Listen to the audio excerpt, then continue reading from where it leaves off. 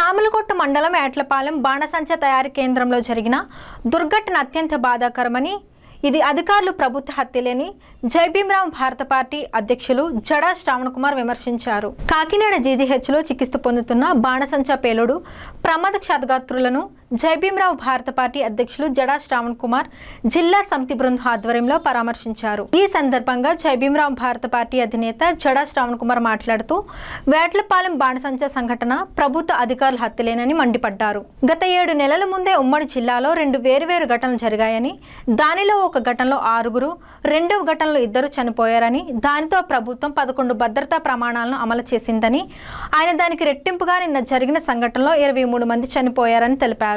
కార్మిక, police, fire డిపార్ట్మెంట్లు కనీసం తనిఖీలు చేయకపోవడం వల్ల ప్రభుత్వం నిర్లక్ష్యం కారణంగానే ప్రమాదం జరిగిందని ఆయన ఆరోపించారు.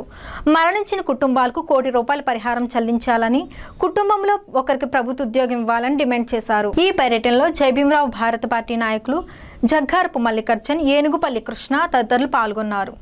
శాఖలో పనిచేస్తున్నటువంటి పొల్యూషన్ కంట్రోల్ బోర్డు పర్మిషన్ లేకుండా నడుస్తున్నటువంటి ఈ ఫైర్ డిపార్ట్మెంట్ పర్మిషన్ లేకుండా నడుస్తున్నటువంటి ఈ ఫ్యాక్టరీలకి ప్రాణాలు పోగొడుతుంటే పవన్ కళ్యాణ్ ఏం చేస్తున్నాడని అడుగుతున్నాం.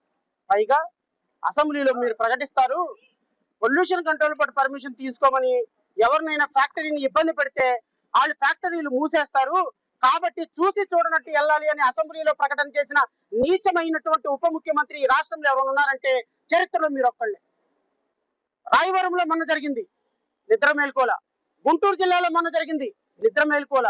ఈ రోజు రాష్ట్రంలో ఇన్ని వందల ఫైర్ యాక్సిడెంట్లు జరుగుతుంటే నిమ్మకు నీరెత్తినట్టు సినిమా షూటింగుల్లో మెట్లు కడగటానికి, కనకదుర్గమ్మ గుడి మెట్లు కడగటానికి, తిరుమల లడ్డూలో పంది కొవ్వు కలిసిందని చెప్పడానికి చూపించిన ఇంట్రెస్ట్ మీ శాఖలో పనితీరులో చూపించకపోతుంటే రాష్ట్ర ప్రజలు ఎవరిని అడగాలని అడుగుతున్నారు.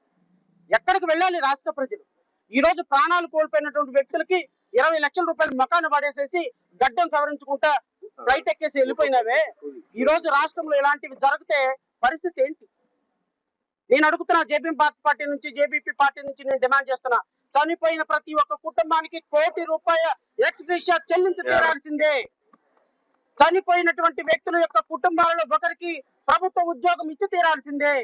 లేదు పవన్ కళ్యాణ్ గారు, ముఖ్యమంత్రి చంద్రబాబు నాయుడు గారు చట్టంలో దళిత బిడ్డలకి ఉన్నటువంటి హక్కుని వాడుకొని మేము అడుగుతున్నాం. మాకు చట్టంలో హక్కు ఉంది. ఈ రోజు చనిపోయినటువంటి వ్యక్తులు మీ ప్రభుత్వం మర్డర్ చేసింది. ఎవరెవరైతే చనిపోయినారో, ఎవరెవరెవరైతే చనిపోవడానికి కారణమైనారో మీ అధికారుల మీద కూడా మర్డర్ కేసు పెట్టి వాళ్ళని విచారణ చేయాలని చెప్పేసి నేనైతే డిమాండ్ చేస్తున్నాను.